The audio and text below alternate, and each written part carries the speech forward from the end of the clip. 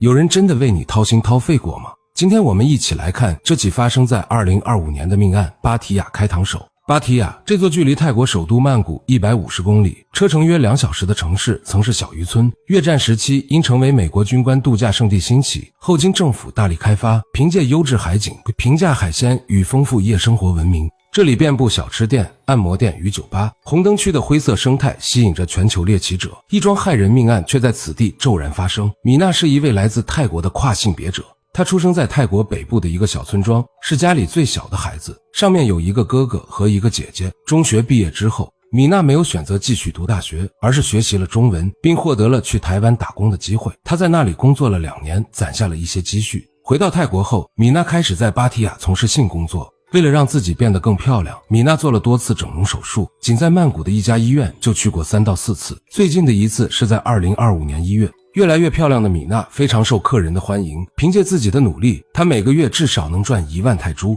米娜是一個孝順的孩子，她沒有像很多年輕人一樣到處亂花錢，而是把每個月的積蓄定期打到父母的賬戶上，成為了家裡重要的經濟来源。靠着米娜的辛勤付出，她的父母在村子裡花費200萬泰銖蓋起了一棟頗為气派的大宅子。在家人和朋友們的眼中，米娜是一位善良開朗的女孩，溫柔且有禮貌，對待家人更是關愛有加。她曾經多次跟父母提起過，等以後攢夠錢了，就帶他們一起去中国和歐洲旅遊，但到了芭提雅卻成了他最後的歸宿。2025年4月26日，芭提雅警局接到報案，某出租公寓201房間發現人體殘肢。警方趕赴現場，洗手間內的景象令人毛骨悚然。25歲的跨性別者米娜全身赤裸，仰面倒在地上，已然身亡。案件的線索從酒店清潔工的口述中浮出水面。案發凌晨1點到2點。住在1樓的清潔工聽到2樓傳來嘈雜的打鬥聲與女子求救聲，因害怕未敢報警，只當是情侶爭吵。直至清晨，放心不下的清潔工將此事告知主管，两人以打掃為名打開201房門，瞬間被浴室慘狀嚇得魂飛魄散。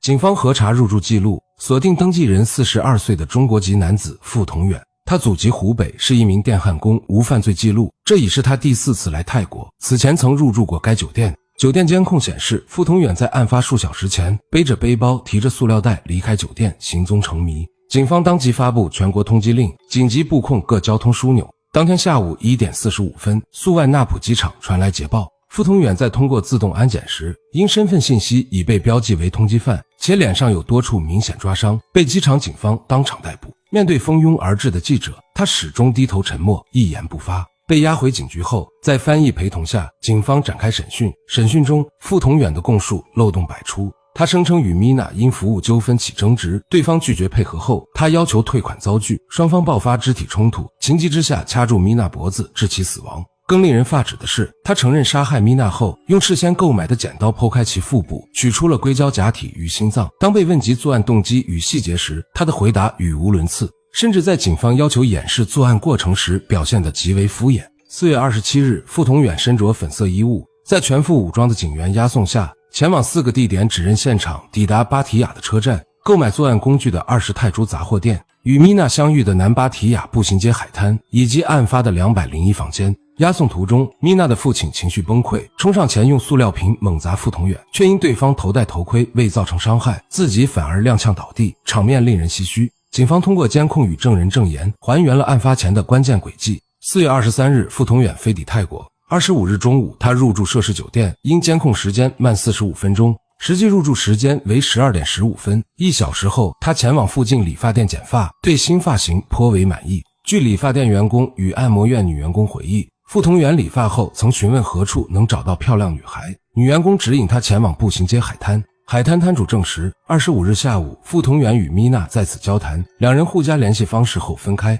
警方推測，他們當時談妥了8000泰銖的性交易，約定當晚見面，而傅同遠的作案預謀早在案發前就已埋下伏筆。25日晚9點14分，他離開酒店前往雜貨店，購買了剪刀、繩索、透明塑料袋、大號垃圾袋、塑料扎袋等6樣物品，花費348泰銖。這些物品正是他後續作案與處理屍體的工具。晚上10點14分，他返回酒店，聯繫米娜前來赴約。當晚11點剛過，監控拍下米娜成模的抵達酒店，傅同遠出門接應，兩人一前一後進入201房間，這是米娜留在世間的最後影像。案件的諸多疑點讓傅同遠的糾紛殺人說辭難以成立。其一，他在與米娜約定交易前就已購置作案工具，絕非臨時起意。其二，米娜赴約後曾洗澡並坐在床上，若真如傅同元所言拒絕服務，此舉不合常理。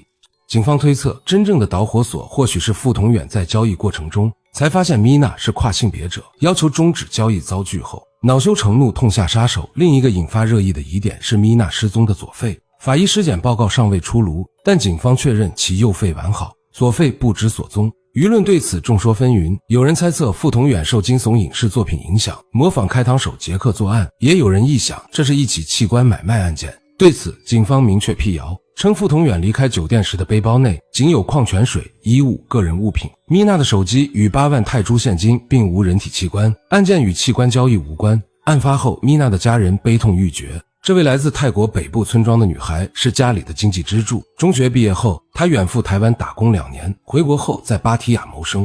為了變美，多次整容，每月至少賺1萬泰銖，悉數寄給父母。靠着她的積蓄，父母在村裡建起了一棟漂亮的大房子。在親友眼中，米娜善良開朗、孝順懂事。她曾許諾攢夠錢帶父母去中國和歐洲旅遊，這個心願卻永遠無法實現。潑水節剛過10天，那個與家人歡聚的女孩竟以如此慘烈的方式離世。家人請來高僧在案發房間為她做法事，4日便將她的遺體帶回老家安葬。米娜的母親哭訴，曾有高僧預言她60歲時會失去珍貴之物，如今一語成讖，令人扼腕。案件曝光後，輿論譁然，有人指責酒店清洁工當晚未及時報警，錯失了拯救米娜的機會。也有人慶幸清潔工清晨的警覺，讓傅同遠未能逍遙法外。更令人心驚的是，一位名叫瑞塔的跨性別女孩爆料，案發前傅同遠曾聯繫過她，要求服務，因她拒絕才作罷。瑞塔慶幸自己逃過一劫，而這條爆料的真實性至今未獲官方證實。目前案件仍在進一步調查中，法醫的最終屍檢報告或將揭開更多真相。